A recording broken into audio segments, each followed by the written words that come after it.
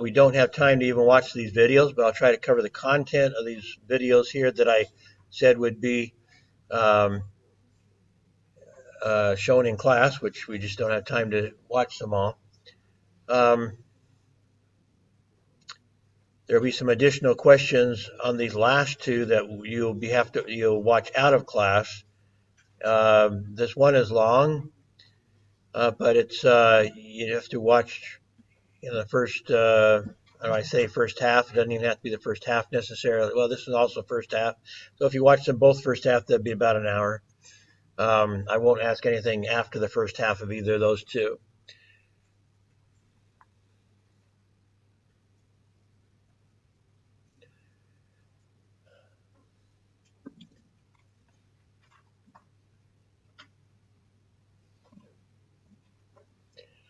Okay, today this whole week is focused on Professor Clayton Christensen. I believe you watched one video of his early in the semester about how will you measure your life. Anyway, Dr. Christensen is considered one of the top management thinkers in the world.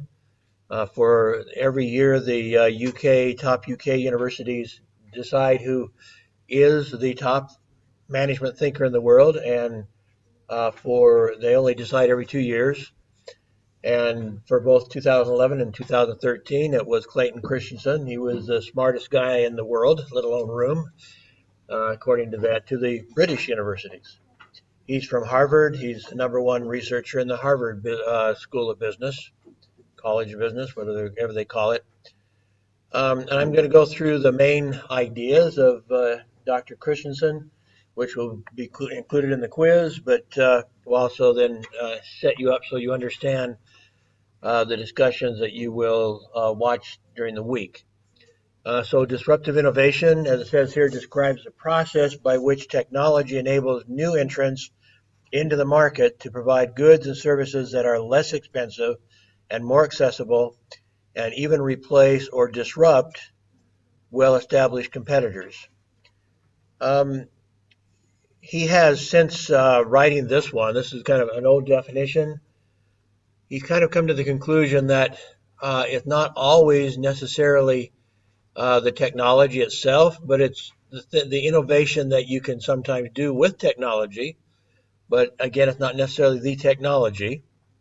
For example, Airbnb is an example, a company that is not a technology company, but it uses technology, and it's disrupting the hotel industry because people are basically renting out a room in their house or whatever and providing bed and breakfast, as they call it.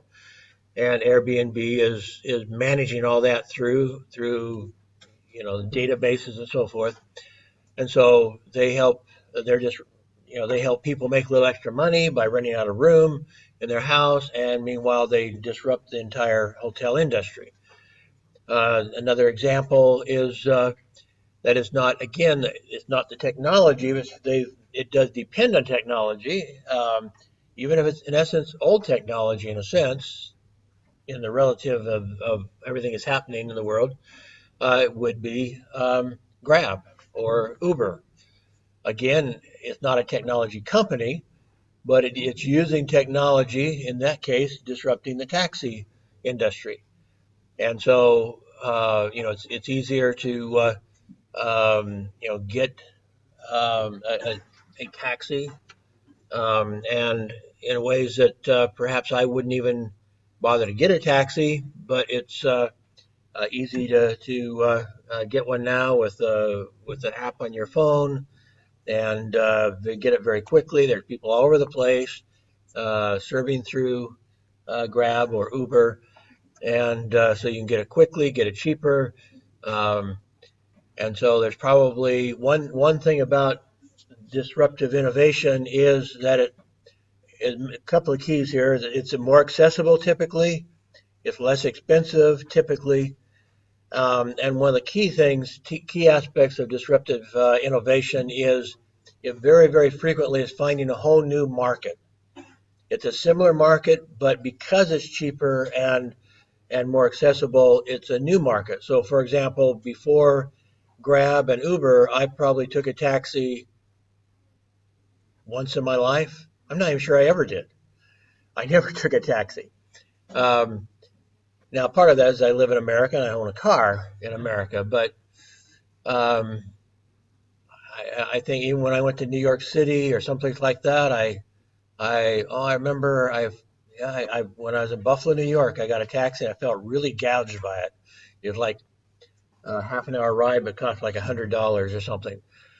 Um, so I very much avoided taxis, didn't quite trust them, uh, and uh, and they weren't that convenient. They're expensive, and so to my recollection, I took one taxi in my whole life. But I take Grab now, Uber previously here in Malaysia all the time because of the convenience, the less expensiveness, the whatever. So Dr. Christensen, I'm going to quote from him here. Top companies are forced to ask themselves when somebody comes in, like Uber or like Airbnb or other examples, more technology, such as, um, well, I'll give the case study here in the second on the right. But basically, they end up asking themselves, should we make better products that we can sell for better profits or to our best customers, or maybe we ought to make worse products that none of our current customers would buy that would ruin our profit margins. What should we do? And he says that really is the dilemma that many companies face, and it causes them in some cases to go totally bankrupt because they don't know what to do when a new competitor comes in with a worse product, very frequently a worse product, a much cheaper product, a much more accessible product, and it's undermining their more expensive, more complicated, more profitable product. So one of the cases he talks about here is Digital Equipment Corporation.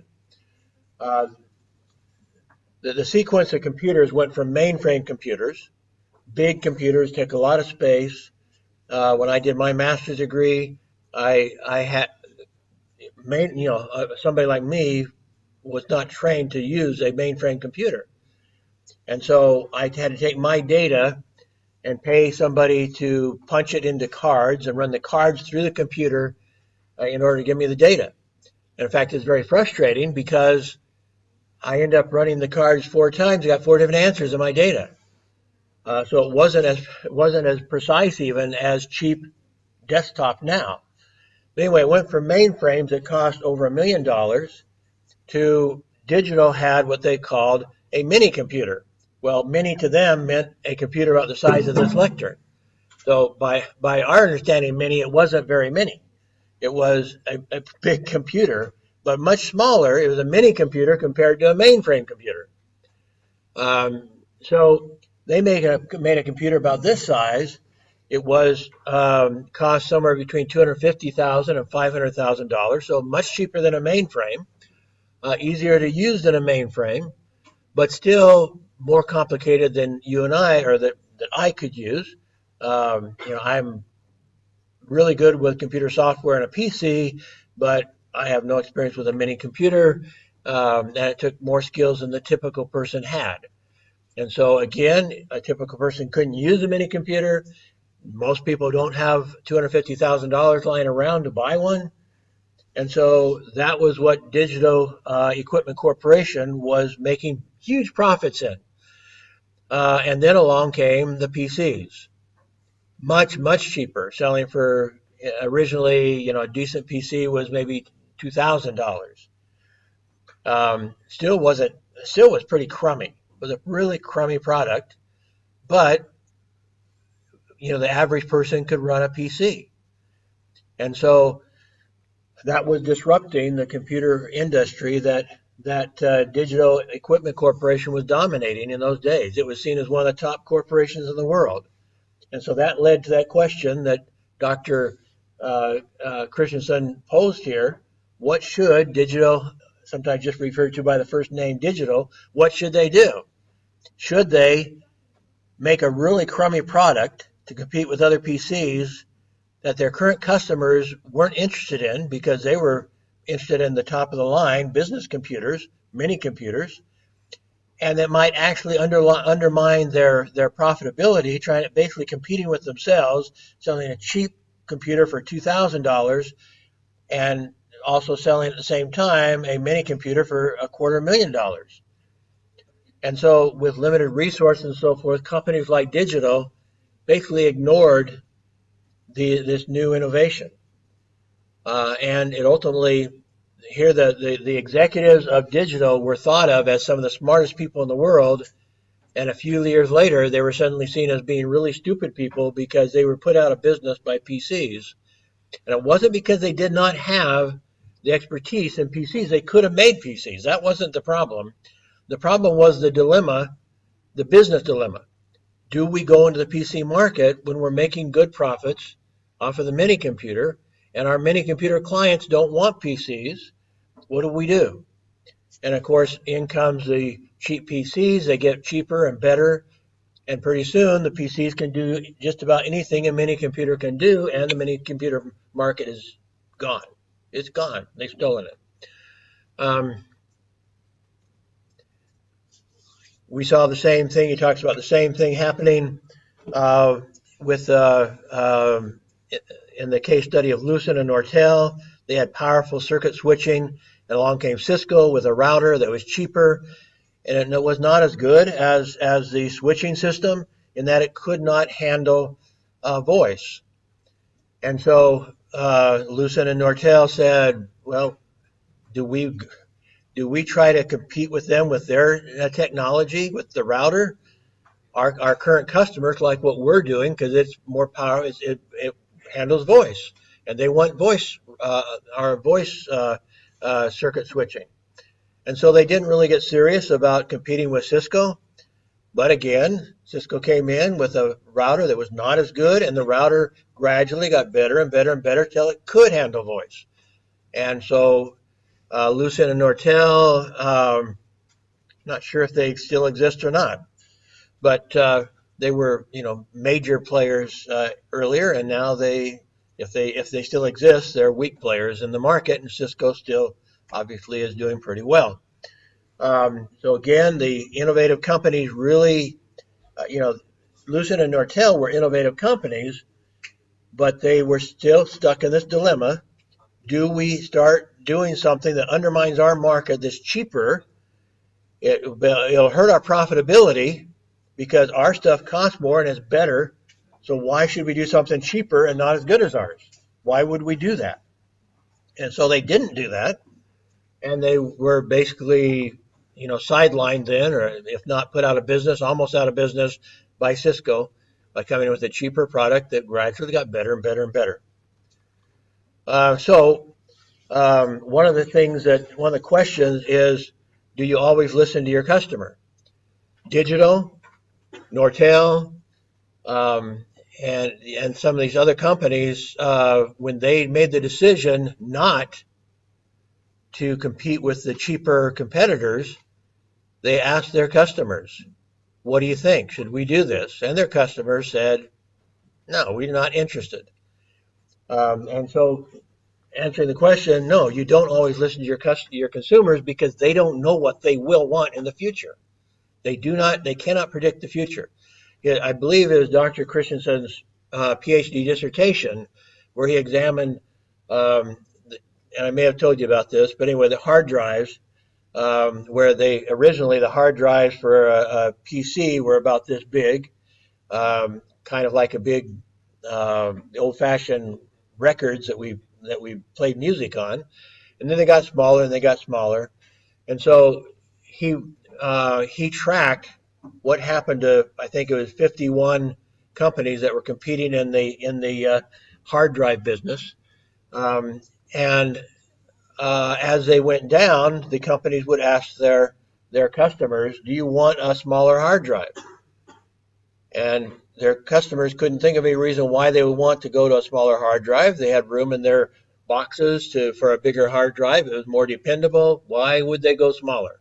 And so the customers were saying, why bother? We like what we're getting. And so companies didn't go down to the smaller hard drive. And then they went through another sequence of still a smaller hard drive. The same thing happened, so that by the time they went through this sequence over a period of 20 years or so, whatever it was, um, only 3 of the 51 companies that started off making the big hard drives survived, because they asked their customers, do we go to a smaller hard drive?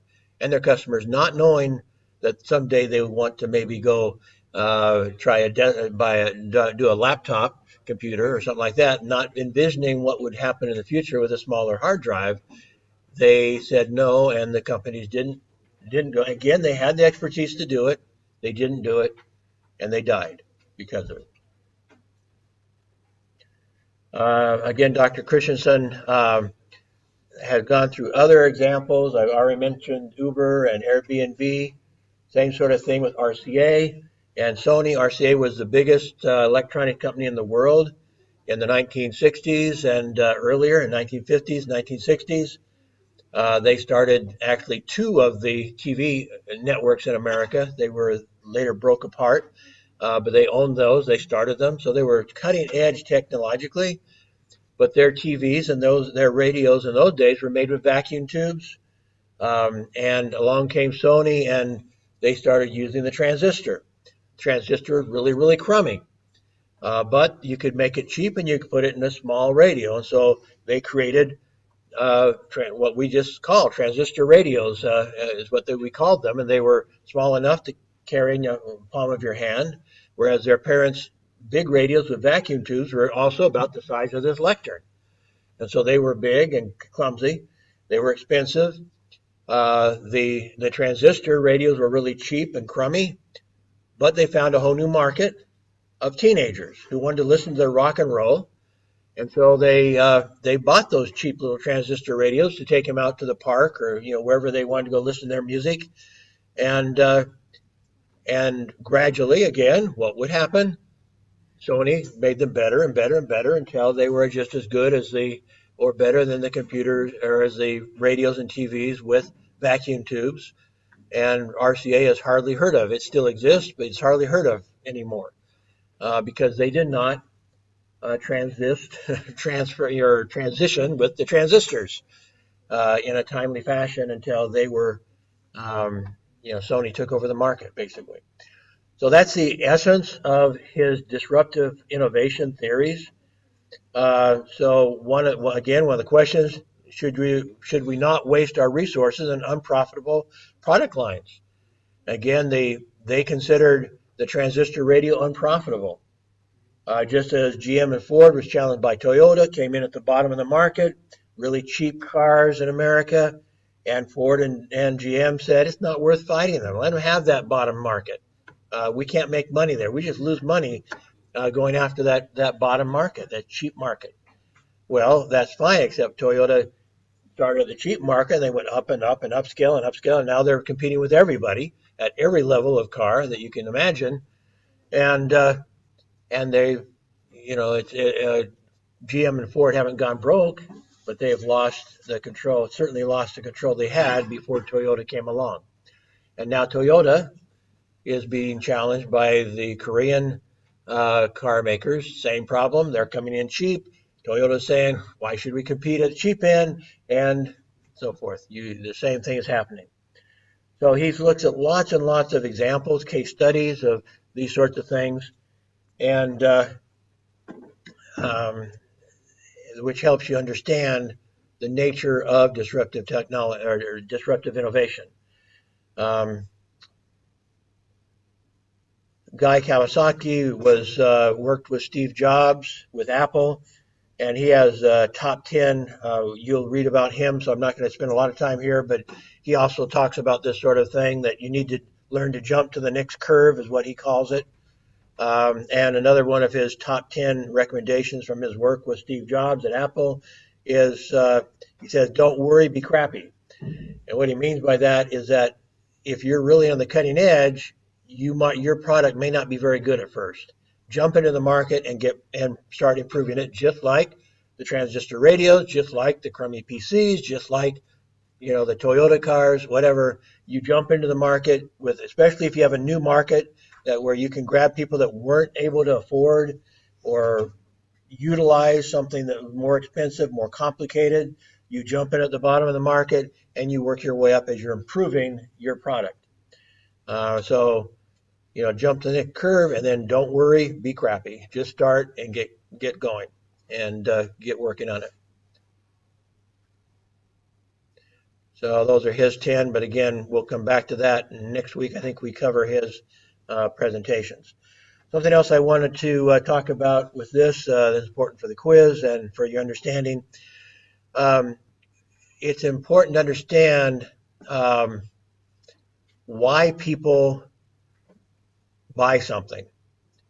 Peter Drucker is one of the original experts. In fact, some people call him the father of management science, business science. And one of the things he said was the customer rarely buys what the company thinks it's selling. And so one of the things that Dr. Christensen says is that you always need to be looking for the job not done. You need to understand what the job is. What job is not being done in order to come up with something creative. By the way, here's I guess whatever, who's ever that is, one of the teams. What if you're looking to go into a market? You look for the job not done, and go figure out how to fill that job, how to do that job. That job may be a product, maybe a service, but you're looking for the job not done, so that you can go in and find a whole new market. So as I said, many times when you look at disruptive technology, they're finding a whole new market by using technology in a different way, using new technology, whatever it might be. Anyway, so with that understanding of looking for the job not done, you can also apply that in a different way. So his company, Dr. Christensen's consulting company, was asked by somebody who owns a whole bunch of McDonald's franchises to figure out why the heck they couldn't sell more milkshakes. Seemed like a really simple problem, and he said it's not because these people are stupid. They were doing what the normal marketers do, is they taste tested everything. They tested everything they wanted to do. So they would try some new formulas, you might say, of their milkshakes. They'd have people come in and taste them and say which one they liked the best. And so they'd be changing the formula of their milkshakes, and nothing would happen. They wouldn't sell any more milkshakes. And so they finally called Christensen and said, figure out why it is that doing all this market research we're doing, we can't improve the sales of our milkshakes. So they came in and just observed the people that were buying milkshakes. It seems like a really stupid thing, but as you understand the story, you'll understand why it's important. And so their associate went in and they noticed that there was a heavy that early in the morning, a lot of people were coming in for milkshakes. Now, they kind of understood why people were buying milkshakes in the afternoon or in the evening, but they couldn't figure out why are people buying milkshakes at 7 in the morning. And there were a lot of people coming in and doing that. So that was a group they were particularly befuddled by. And so finally they came in and they started asking. In fact, all these people, by the way, came in early in the morning. They would go in, get their milkshake, and go get in their car and drive off. They were almost always by themselves. One person driving a car and taking a milkshake from McDonald's to go take off and drive off. And so they finally started stopping people and saying, okay, what job is this milkshake doing for you? And of course they looked at him like, what are you talking about? What job is it doing for me? But what else have you ever bought to do what you're doing with this milkshake? What is it you're doing with the milkshake that is causing you to buy the milkshake and not something else? And the guy said, well, I guess sometimes I used to buy a donut, but that's all crumbly and I'd get everything all messy when I was trying to eat that in my car.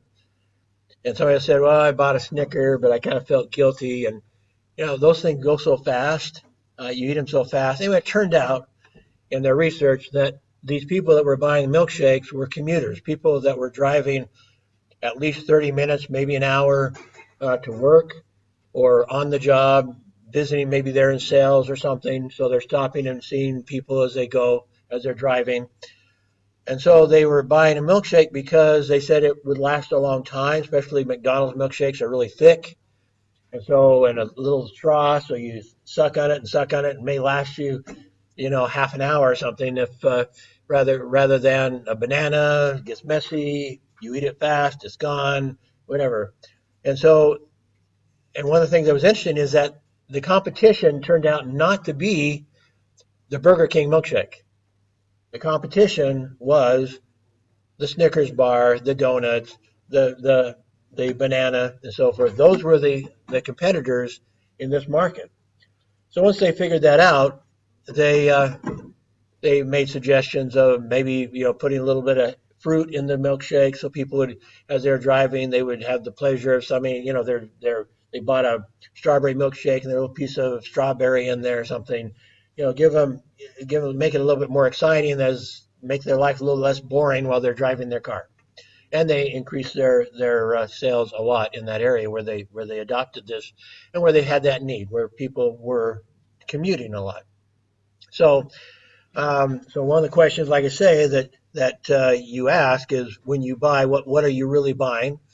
And what he had a contract with newspapers, my industry, and so when he went in to consult with them, with an organization of newspapers competing with digital, he was basically asking them the same thing: go look for new opportunities for jobs not being done. Look for the jobs not being done and create products that will address those jobs. Some of the companies did create digital products. Some created new magazines and stuff like that. That were fairly effective, at least in the short run. In the long run, they've not been very effective, because one of the suggestions he made was that you guys have to really work together to fight off digital marketing, and they have never, the newspapers have never coordinated enough to fight off, to attack or defend themselves against digital media and digital marketing and so forth. So the idea is good, but again, it's how you implement it. So what you're selling is not what they're buying sometimes. So what is the job being done is something you'd ask yourself. Another thing real quick, your quiz is only 12 minutes long, so we have a couple minutes here before it will start. But Dr. Christensen attacks professors, business professors, and particularly finance professors. He says the actual formulas that finance professors have created to decide how to invest money and so forth are faulty at the core, and have caused many companies to go bankrupt. And they say that basically the finance professors are teaching a religion that's a false religion. And this is important for the quiz. There's actually, here it's listed 3 different types of innovation, but he says in some places he talks about a fourth one. The fourth one, I'll start with the fourth one. The fourth one is potential disruptive innovation. So not every disruptive investment is going to result in something that's going to be profitable. By the very nature, disruptive innovations are hit and miss. If they hit, they can be extremely, extremely profitable. If they miss, then they're gone. It's wasted money. So there is a potential disruptive innovation. There is disruptive innovation that is, again, finding a whole new market, coming in maybe with a crummy product, but making it better, the things we've been talking about. The other 2 types of innovation are sustaining innovations, where you just have a product already in the market and you make it a little bit better and a little bit better and a little bit better and a little better, and you're just competing with other people in the market.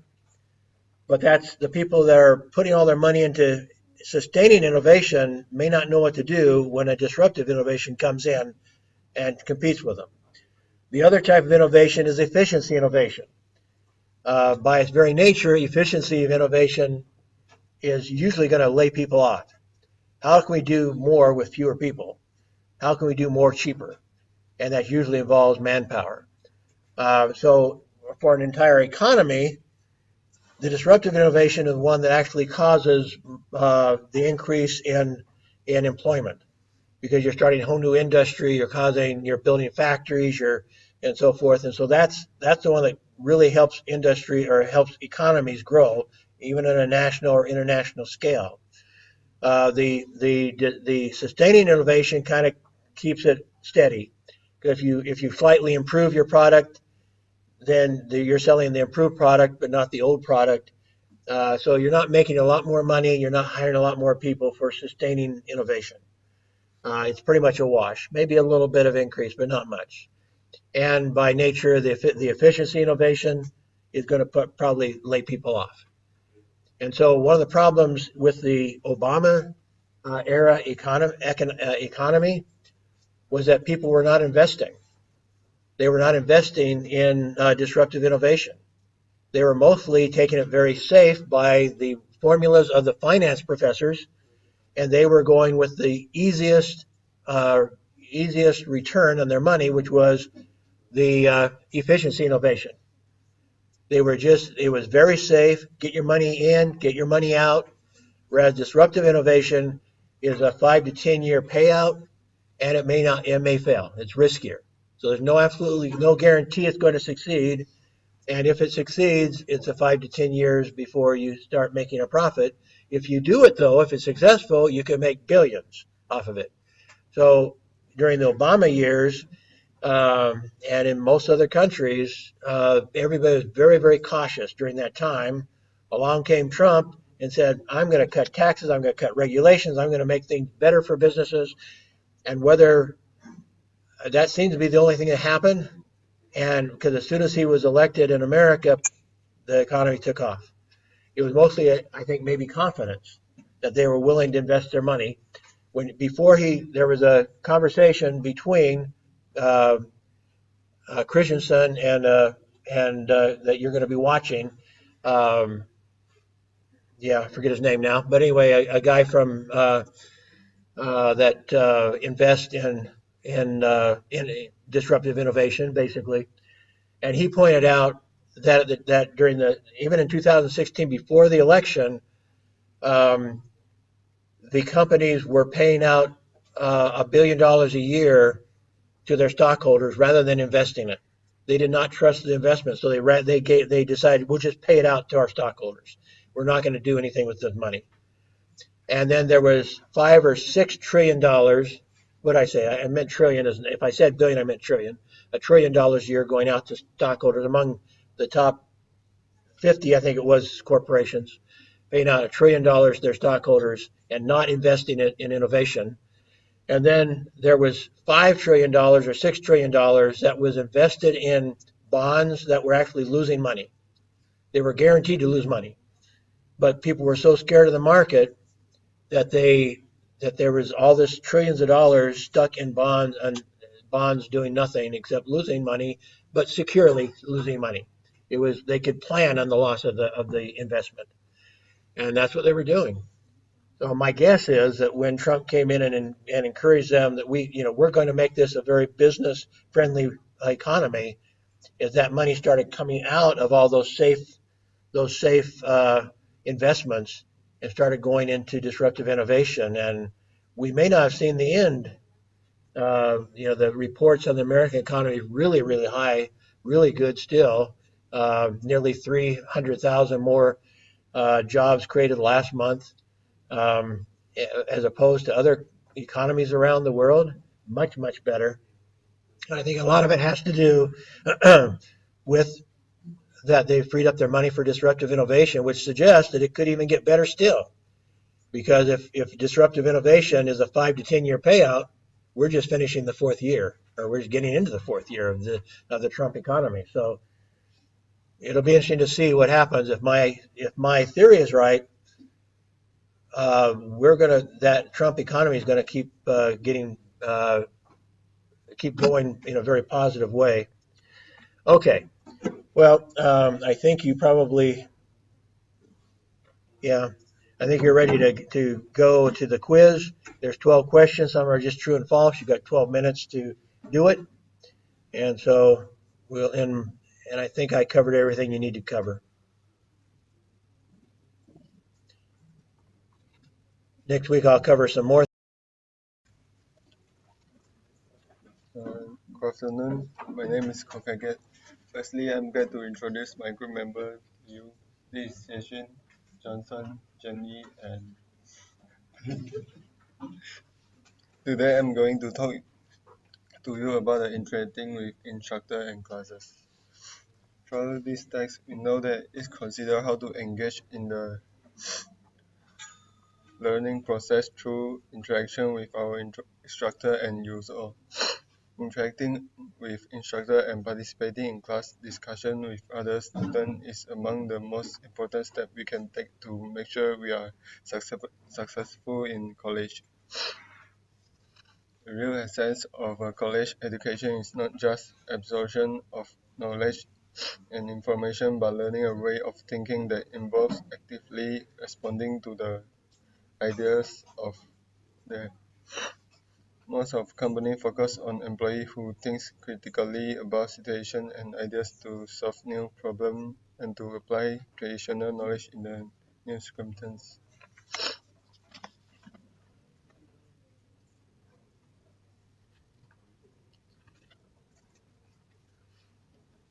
Firstly, focus more on how one thinks.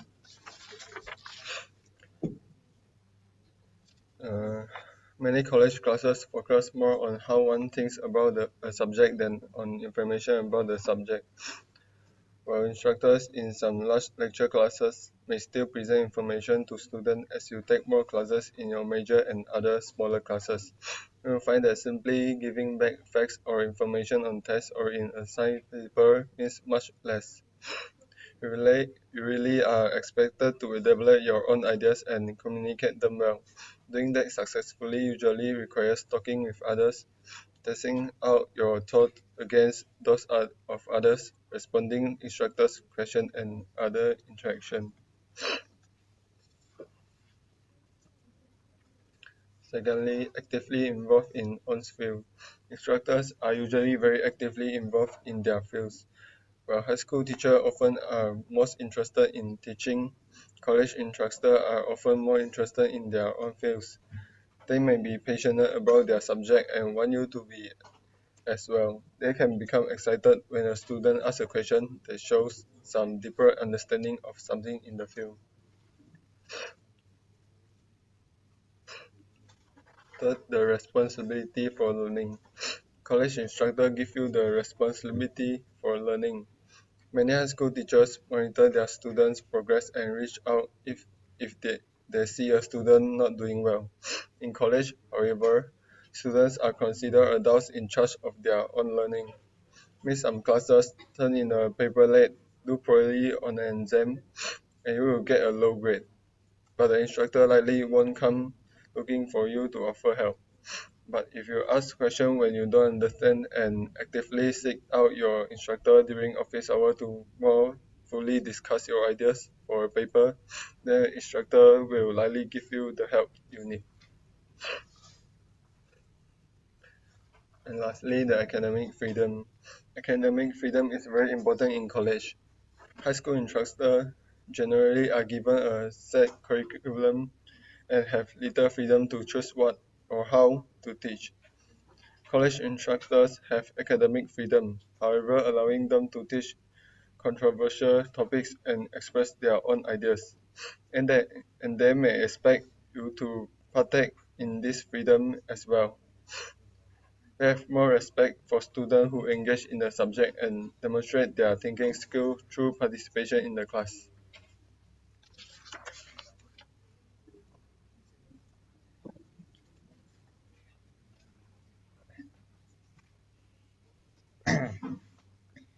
Now I would like to talk about why attend classes at all.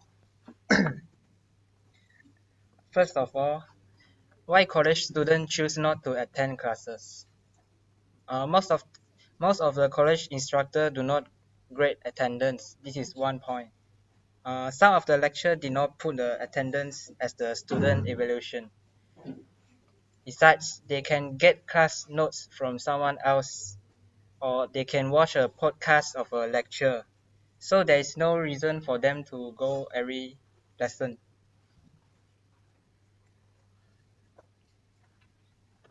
Next is reasons why it is important to attend every classes.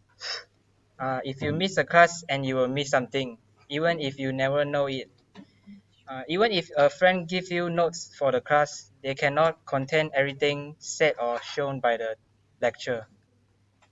Besides, you will think more often and more clearly when engaged in class discussion and hearing the comments of other students. This will help you more understand the course concept. Next, missing classes causes lower grades, or that students with lower grades miss more classes. Next is your instructor will note your absence. It will give a bad impression to him. It will reduce your opportunity for future interaction with the instructor. And last is you pay a lot of money for your tuition, so get your money's worth.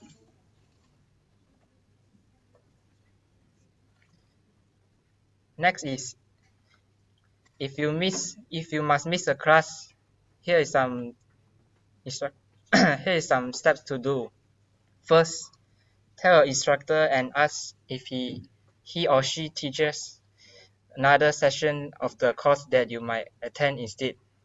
Next, ask another student who judgment you trust if you can and copy his or her notes. And last, if you have having difficulty after the next class because of something you missed earlier, stop and see your instructor and ask what you can do to get caught up.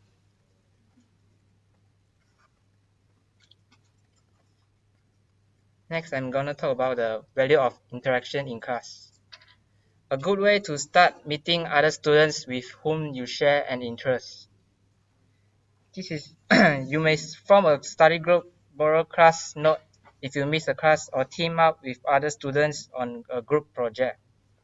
Next, interaction in class is a good way to make an impression on your instructor. For example, asking the lecture question and answering the lecture question in class, and also responding to other students' comment. Next, paying close attention and thinking critically about what an instructor saying can dramatically improve your enjoyment of the class. You will find out that your lecture is more interesting than your first thought. And last, students actively engage in their class will learn more and thus get better grades.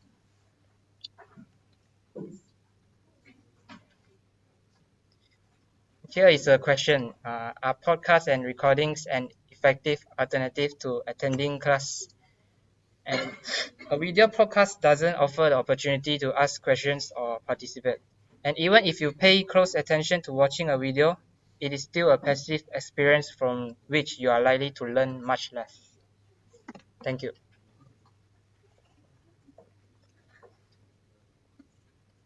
Thank you, Xiamen. So now I would like to talk about participating in class. Why is participating in class is important? Class participating in is an important aspect of student learning. When students speak up in class, they learn to express their ideas in a way that others can understand. When they ask questions, they learn how to obtain information to enhance their own understanding of a topic. So class participation is very important for us because it creates a climate in which students are encouraged to ask questions. Next, add interest. It engages students listen to a question or an answer. A good question can pique their interest, make them make them wonder why, get them to think, and motivate them to connection with the content. Preparation. It let the student go through the chapters before coming to the class. and speaking skills. It develops a better command for student offering information, asking questions, and or argue for a different solutions. Be patient. Students need to be patient when waiting for a response. And last, communicate skills. Provide opportunity for the student to practice his communication skill by taking the time to talk with the lecturer privately, and so on. So we can follow some general guidelines to make it more easier. Firstly, set ourselves for successful participation in class. Prepare for class participation, come to class ready, sit in front, and pay attention to the lecturer words and body language. And take a good notes. Make sure don't play with our cell phone or eating at the class. Make sure keeps our eyes on the lecturer. Next, effectively asking and answering questions in class. Where opportunity are a few for student discussion in larger lecturer class, participation is still important. The instructor always provide an opportunity to ask questions. Because time is limited, so be ready with our question or comment when the opportunity arises. And don't be shy about raising our hand first. For example, if we are very shy about public speaking or worry about saying the wrong things, write down write down our question first before asking and rehearses it in our mind. Next, interact successfully with an instructor in the large lecture class. Take, take advantage of all opportunity to interact with our instructor even in large lecture classes. When we have the opportunity to ask questions in class, it's better to ask right away rather than saving a question for after class. If we really find it is difficult to speak up in a large class, we can also communicate with instructor privately during office hours. For example, we can explain that we are having difficulty understanding lecture because so many things are said too fast. Lastly, strategy for effective learning. Most instructors tend to develop their own teaching style, and we will encounter different teaching style in different courses. If our learning style does not match the instructor teaching style, adapt our own learning style and study with students to stay actively engaged. As we learned in chapter 1, you and your college experience, students have many different learning styles. Understanding our own learning style can help us more effectively. For example, we could use a user style of note taking, such as concept maps, while listening to the lecturer. Form a study group with the other student is also a good idea. So my present until here. Now I will pass it to Jenny. Thank you, Johnson. And so far, we've been looking at class participations and general interaction with both instructor and other student in class. In addition to this, students gain a very specific benefits from communicating directly with their instructors, and they learn the best practice for communicating with your instructors during office hours and through emails. And moving on, we'll talk about the additional benefits of talking with your instructors. And they are sometimes surprised to discover that instructors like students and enjoy getting to know them. After all, they want to feel that they are doing something more meaningful than just taking to an empty room. Most instructors are happy to see you during their office hours or take a few minutes after class. For the first points, less likely to become disillusioned, as talking with instructors helps you to feel more comfortable in college and more connected to the campus. And they will also share their information and insights as it's a valuable way to learn about an academic field or career by talking to instructors.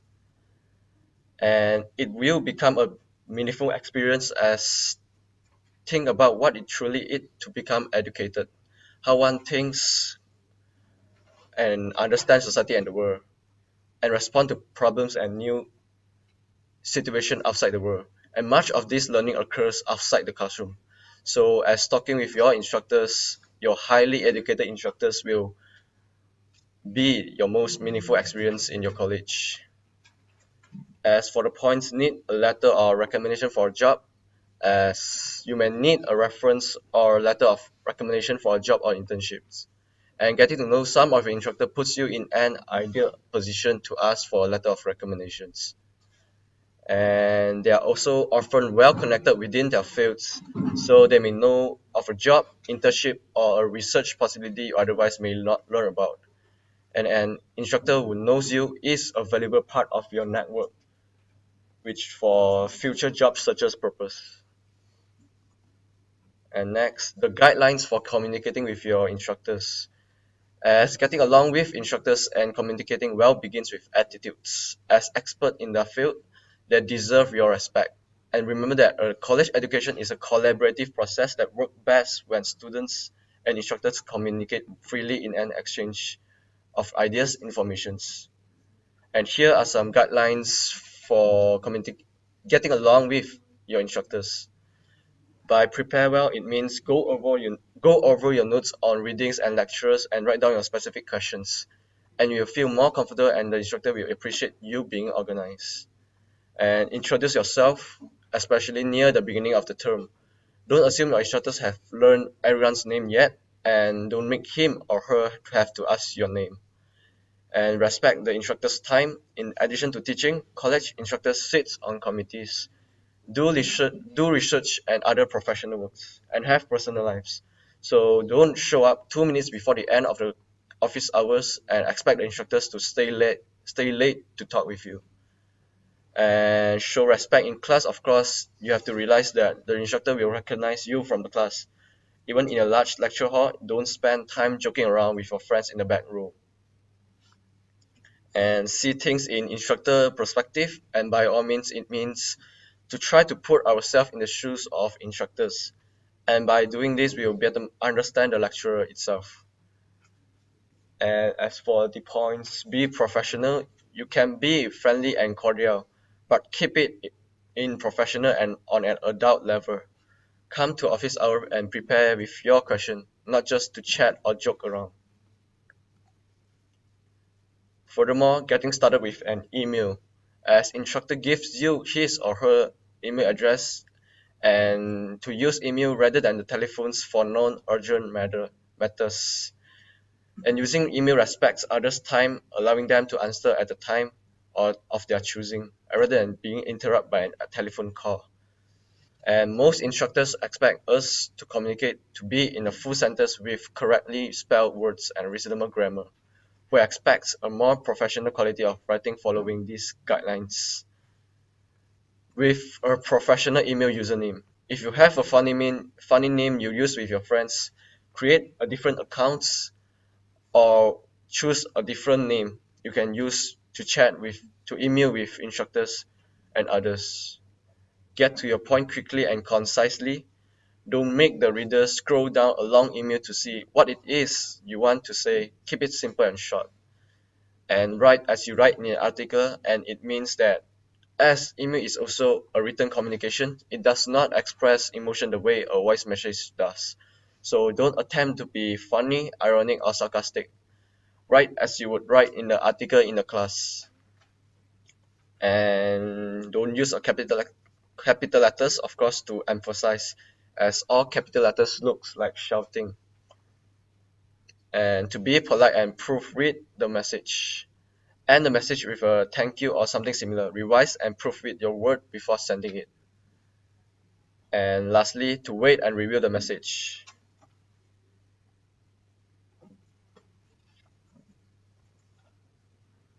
Um, to wait and review the message, to work with any important message to a work supervisor or instructor, It's a good idea to wait and review the message later before sending it, as many problems have resulted when people have sent their message too quickly without thinking. Last but not least, resolving the problems with instructors. As this is the most common issue students fail with an instructor involves receiving grades that are lower than they think they deserve. Especially new students not yet used to the higher standard of college, it's depressing to get a lower grades. And so if you genuinely believe that you should deserve a higher grades, you can talk with your instructor, and how you communicate with your instructor is very important. So follow these guidelines to talk about grade or resolve any problems with an instructor. First, go over the requirements for the papers or tests for the instructor's comments, and be sure you actually have a reason to discuss the grades, not just that you didn't do well. And with your instructor during your office hour or another time, try to make an appointment. Don't try to talk about this before or after a class with emails. Next, allow the instructor to explain. The comments on the assignments or grading of the test, don't complain or whine. Instead, show your appreciation for the explanation and raise any specific questions or comment at this time. Next, if possible, ask how you can improve your grades or do any extra credit words to help. While you are showing that you would like to earn a higher grade in the course, also make it clear that you are willing to put in efforts and that you want to learn more, not just to get higher grades. Lastly, if there's no opportunity to improve on this specific project, ask the instructor for advice, what you might do on the next assignment or preparing for the next test. And you might be offered some individual help or receive good study advice. And now that I have finished my parts, I will have Pei to present.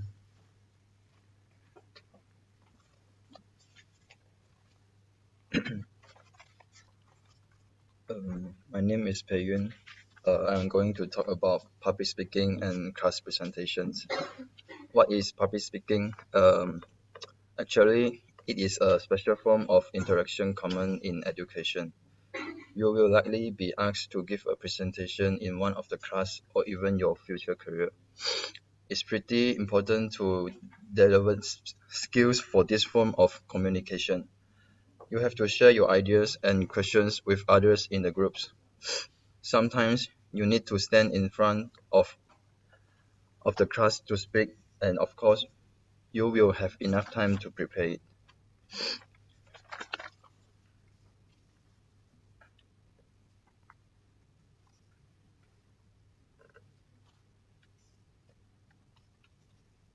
Um, when we are presenting and speaking in front of a lot of people, we will feel anxiety, and actually this situation is common. The question is, how can we overcome the anxiety when speaking in public? The first thing is we should understand the anxiety. Do not try to deny that we are feeling anxious, because a little anxiety can help motivate us to do our best. Then we should understand what our audience actually wants us to succeed. They are not going to look about our faults or hope we will fail. The next thing is we have to practice and practice until we prepare enough for our presentation.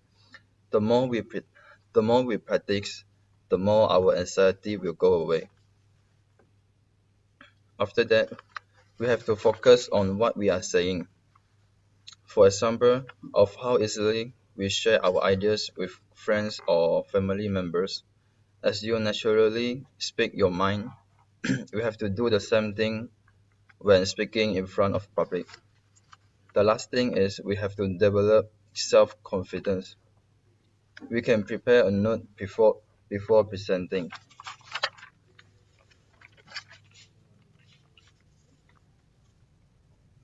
Now I'm going to tell you about the 6 steps of process of the presentations.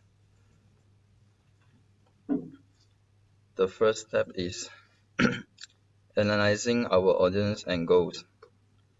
Who will see and hear our presentation and why? Basically, other students and instructor.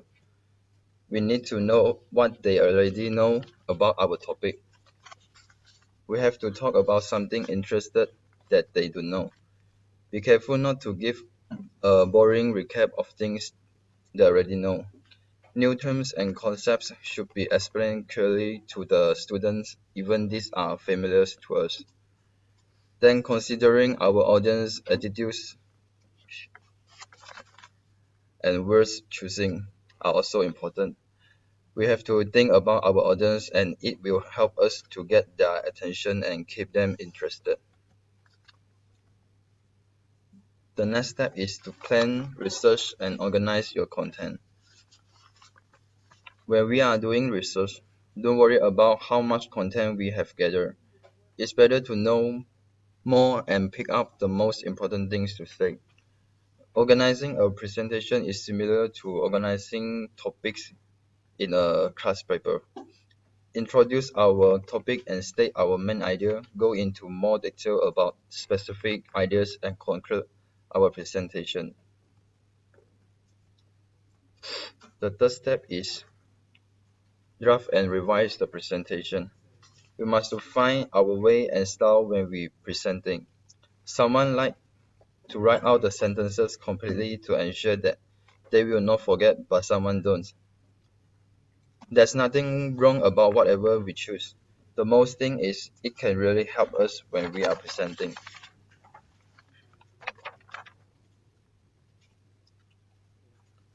The step 4 is prepare speaking notes.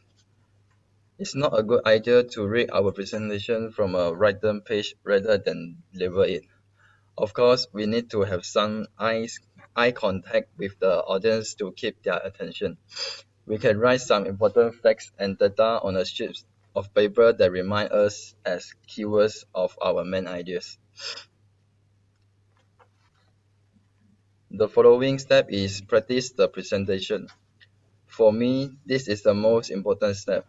This is the best way to get over stage fright and gain confidence. Practice 2 or 3 times to find the right words to explain our points and feel more comfortable working with your notes. And the last step is deliver the presentation. Be sure that our body is in a good status.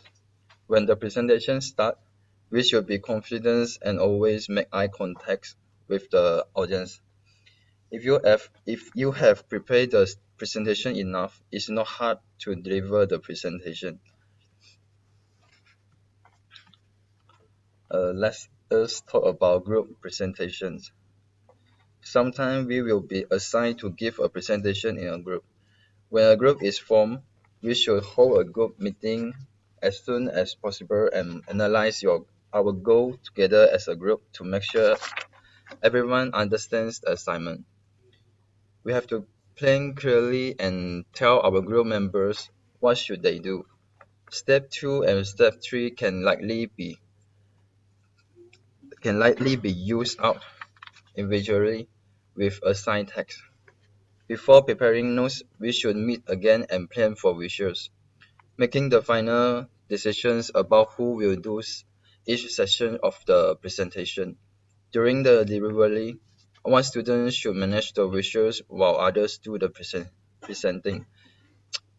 If several students present different statements, plan the transition from one to others so that the presentation keeps flowing without pauses. Uh, that's our presentation today. Hello everyone, my name is Aidana Miramova and today our group is excited to present you today's topic about writing for classes. Now, let me ask you one question. Have you ever felt like you've totally messed up in writing your assignments, reports, or even reflectives for your success strategies courses? Can you raise up your hands? Who has such problem? Okay, there is a bunch of us. So we are here to help you to master this writing skill. Our content will cover important issues about what instructors really want from us, what are the roots for plagiarism, and why students are tempted to plagiarize, and what are the types of citation. So here's a fundamental question. How can I become a better writer? First, we should identify what instructors really want from us. Well, instructors firstly want us to demonstrate critical thinking. It means they want us to come up with the better solutions to our problem or an argument. Secondly, master the material.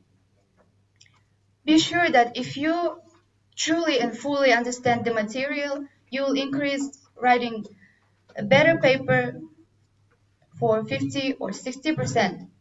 And thirdly is about specific writing skills. It depends on individual instructors' requirements. And here is a triangle, upside down triangle, which shows the stages of how to make an introduction. First is about broad issues and background. You should give your reader an orientation with some background information. Secondly, it's about your theme of your research. It's about you have to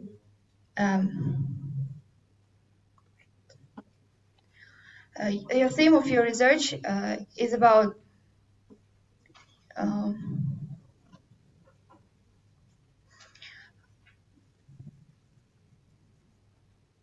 wait.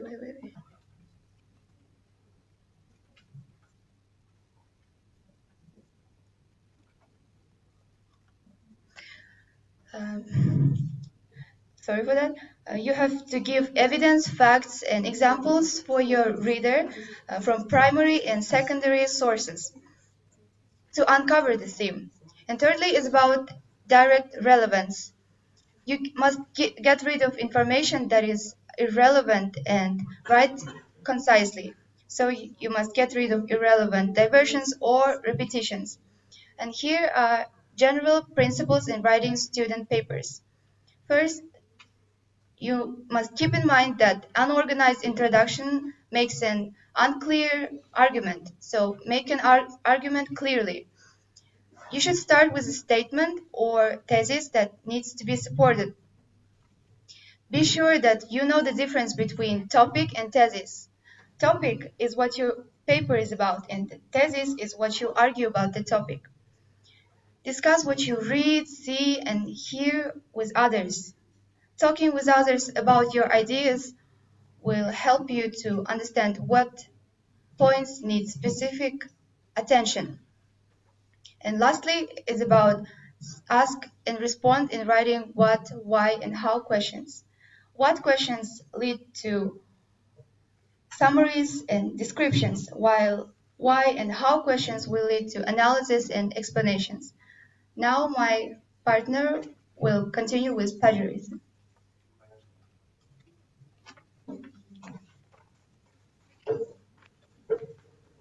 Okay, thank you very much for giving me this opportunity to present my part. My name is Mei Juan, and my topic today is plagiarism.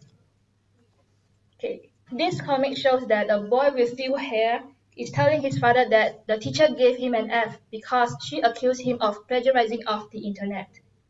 Every college student face the risk of plagiarizing when they prepare their assignments and write their reports.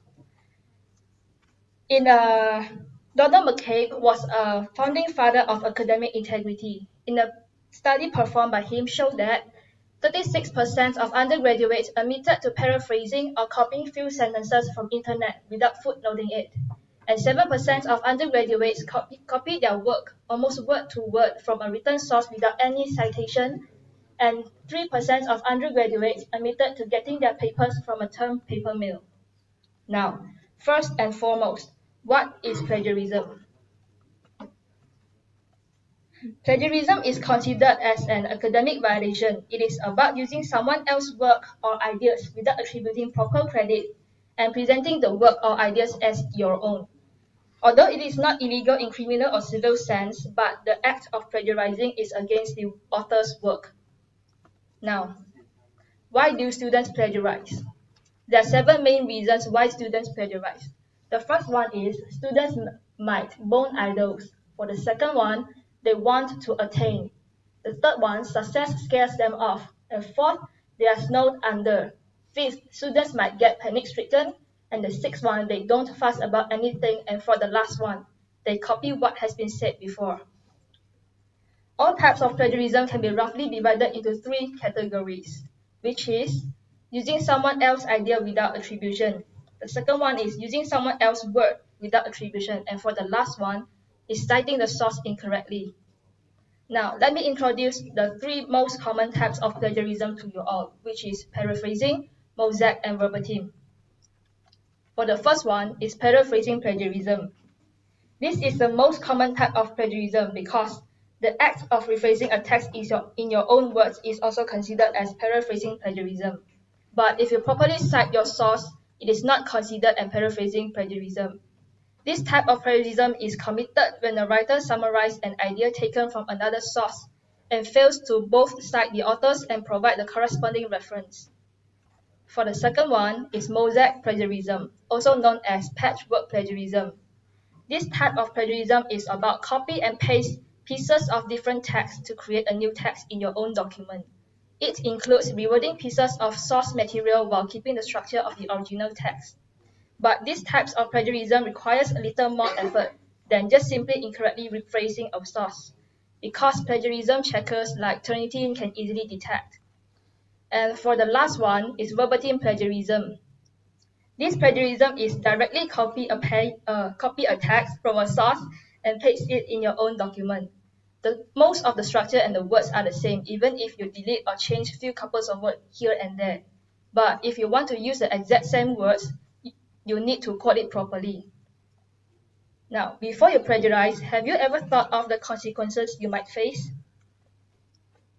These are the consequences you might face when you engage in academic dishonesty. Students might face failure on assignment, and they might get grade reduction or course failure. Other than that, students also might get suspension and possibly dismissal by the college. And that's all for my part. And now I'll pass my mic to my teammate to present the ways to avoid plagiarism. Thank you. Now I'll be presenting on how to avoid plagiarism. First, before you know how to avoid plagiarism, first of all, you have to know how to differentiate the types or the aspects of plagiarism. From here, we can see that there are mainly divided into two, which is from the words aspect and also the ideas aspect. Under ideas aspect is further divided into three, which is common knowledge, distinct contribution, disputable knowledge. I will further explain the types of ideas later. Now from the words aspect, in order to avoid plagiarism, students are not allowed or not be advised to direct copy the whole sentence or the words from the original text or original source. And the quotation mark is needed if you really want to use the words or sentence directly from the original text to acknowledge the source where you get the information in order to avoid plagiarism. Next is changing a few words of the paragraph or do extended paraphrasing is also considered as plagiarism. So in order to avoid plagiarism, students are not advised or not allowed to do all these things. Next, from the ideas aspect, the use of main idea from the original source without citation is also considered as plagiarism. The students need to identify the types of ideas needed to be cited so that they know how to avoid plagiarism. Under the ideas aspect is further divided into three, which is common knowledge, distinct contribution, and also disputable figures. First is the common knowledge. Common knowledge is not the knowledge that everyone has that we normally know the definition, but from here the common knowledge is being known as the kind of knowledge that everyone can easily access, which means that this is the type of information that can be found in many different sources or it remains constant from one source to another. For example, is the mathematics formula that you normally see or normally use in your examination sheet. For this type of common knowledge, citation is not needed. Second is the distinct contribution, which does not necessarily be a discovery work from an individual. but it is the kind of information that is not really commonly found in many different sources or universally agreed. For example, is the different types of theories, and citation is also not needed for this type of ideas.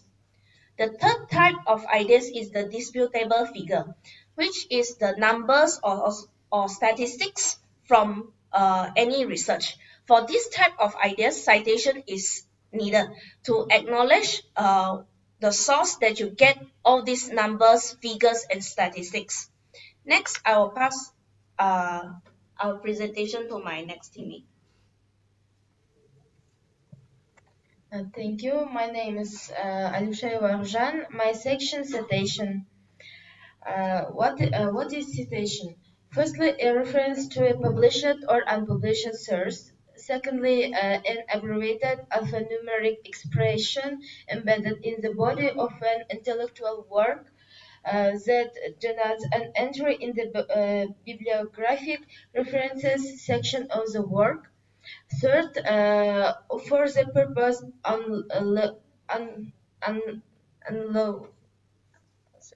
acknowledging the relevance of the works of the other to the topic of discussion at the spot where the citation appears. As well, a citation is the way you tell your readers that certain material in your work came from other sources. It also gives readers the information necessary to find that source again, including the title of the work, the date of publication, uh, information about the author, the name and the location of the publisher, the page numbers of the material used, and as well as citation has for important purposes. First, to uphold intellectual honesty or avoiding plagiarism. Second, to attribute prior on or an original work and ideas to the correct sources. Search allows the reader to determine independently whether the referenced material supports the author argument in the claimed way, false, to help the reader gauge the strength and validity of the material the author has used. Next, my group members will explain the types of citation.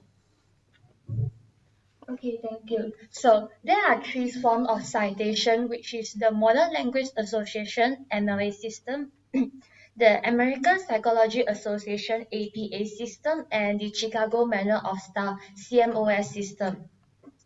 So the MLA system is commonly adopted in humanity courses, particularly in literature course. It emphasizes in brevity and clarity, which helps to keep the citation more accurate and clear, will specifically identify where the information is taken from. So MLA also provide the authors a systematic style of references by giving credits to the other works and to protect MLA users from accusation of plagiarism. So all forms of citations include the element of in-text citations and references. So for the in-text citation for MLA, it is cited throughout the content and it includes the informations of the author names and the page or paragraph where your information is taken from. So this information is included in the parentheses, which means the bracket, and it is mostly placed before or at the end of the sentence and before the full stop. So there is an example of in-text citation that you could see is highlighted yellow. So Smith is the author name and the 29 is the page where the information is taken from. But be aware that there is no punctuation between the author name and the page. So for the reference, it is a list of reference of all sorts that you cited in the content and it is placed in the last page of the research paper. Reference should arrange in alphabetical order and all the subsequent lines below the first line should be hanging in tandem. So reference format varies slightly depending on the document type. For example, a journal article, website, and the book. But most of them follow the same pattern of the arrangement, which is the author name, the title, and the source. So there is the example of MLA reference, which is the author name, the title of the website, and the year of publication is placed after the title of the website. So next, APA system. It is a set of guidelines for citing the resources used when you are writing for a research paper. It is most common use in social science topic, as it promotes clarity of expressions by standardizing the organizations and the content for the research article. The difference between APA in-text citation with the MLA in-text citation is APA includes their year of publication in it, and it is placed after the name of the author.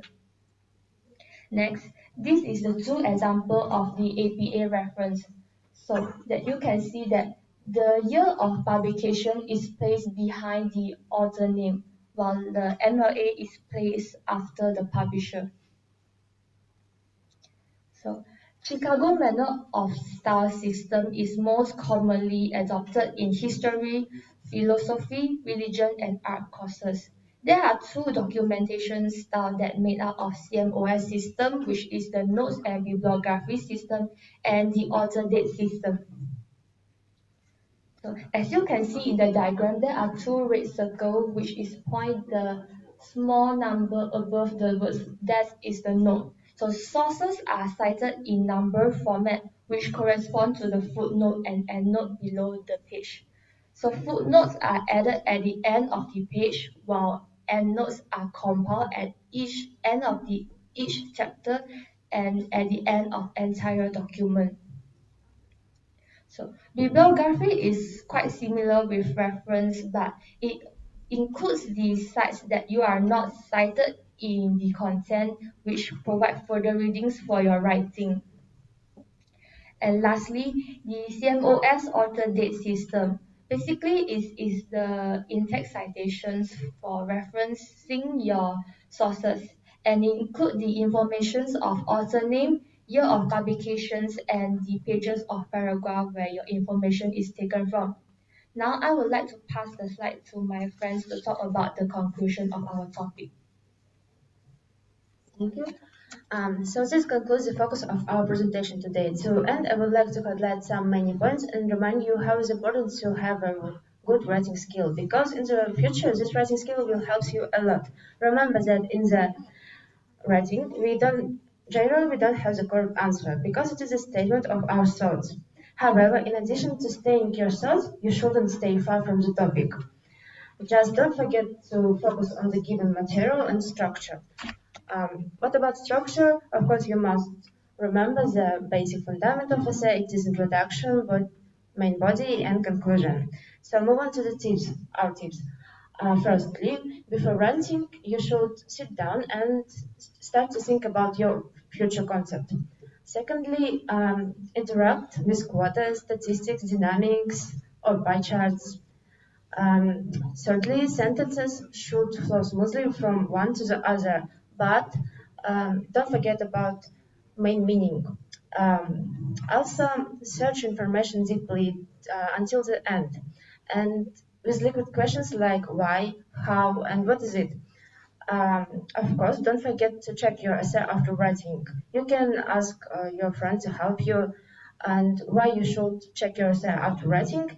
It goes by incorrect checking from the internet, so subsequently don't trust the internet. The most valid method of writing an essay, which I personally adhere to, it is a brainstorm. Of all the strategies, I want to emphasize and advise it to you because from my experience, it is the most effective method.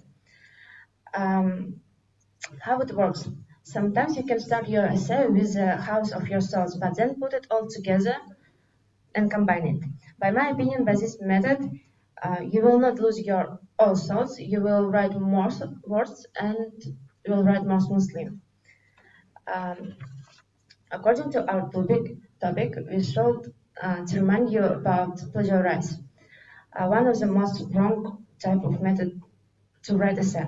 The plagiarism divides into ideas and words. They are intellectual properties, so stealing them, you will have the serious matter for which it can be deducted. Overall, plagiarism has three types: paraphrasing, mosaic, and verbatim. I suppose that the most common type of plagiarism it is paraphrasing. I want to remind you also about which consequences you will have if you will use plagiarize. It is the failure of an assignment, grade reduction, course failure, suspension, or dismissal. I hope you remember our tips about how to avoid plagiarize. But if not, I will repeat them again, but briefly. Like, don't direct copy, use quotation mark, and accept the information, then make your own idea, your own thoughts. Also, you can use the other information just only for inspiration. What about citation? Citations is a not less important part of our presentation. It is the method how to avoid plagiarize or how to do your essay more unique, more interesting. The most important is to use the quotation mark.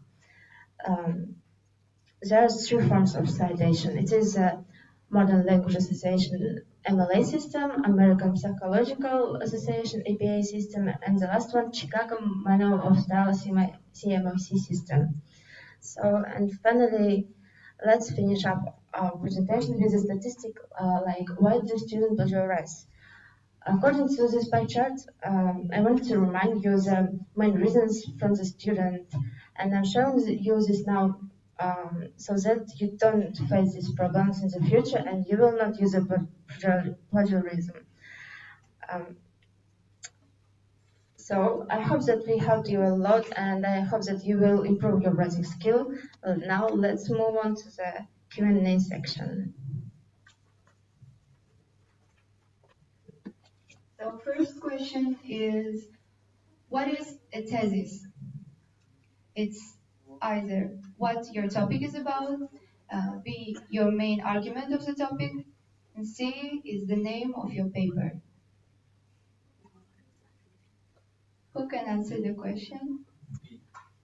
You're right.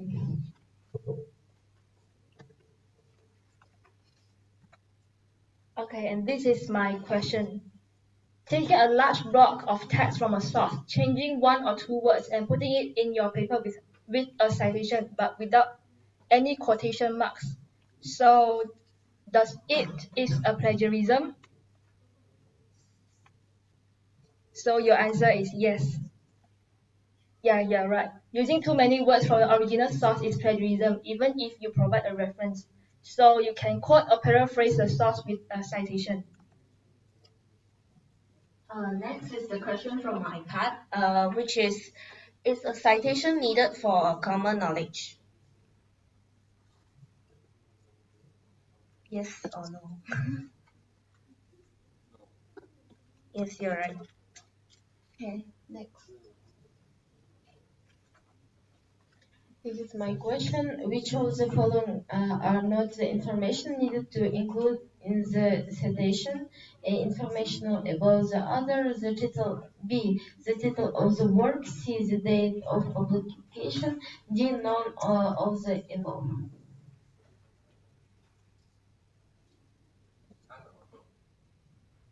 Yes, correct. So based off the above example of reference, which is the forms of citation used? A, MLA, B, APA, and C, CMOS. So the answer is B, APA, because the year of publication for APA is placed after the author name, while MLA and CMOS is placed after the publisher. And the last question is, what are the main reasons why students engage in plagiarism? You can have your opinion.